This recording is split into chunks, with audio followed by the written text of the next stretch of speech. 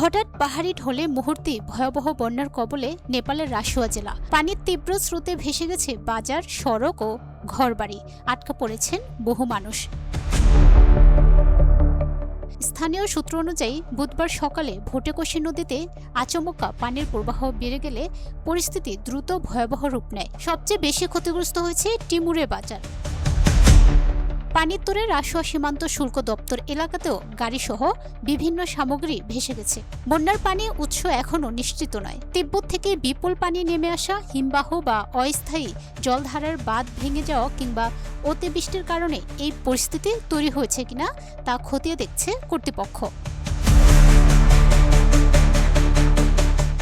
বন্যায় কয়েকটি জলবিদ্যুৎ প্রকল্প ও বিদ্যুৎ অবকাঠামো ক্ষতিগ্রস্ত হয়েছে। ফলে রাসুয়া ও আশেপাশের এলাকায় বিদ্যুৎ সরবরাহ ব্যাহত হয়েছে। এদিকে ত্রিশুলি নদীর পানি নিচের দিকে এগিয়ে যাওয়ায় নোয়াকাট ও ধাদিং জেলাতেও সতর্কতা জারি করা হয়েছে। টিমুরেতে আটকে পড়াদের উদ্ধারে হেলিকপ্টার পাঠানো হলেও বন্যার পানিতে হেলিপ্যাড ডুবে যাওয়ায় সেটি অবতরণ করতে পারেনি।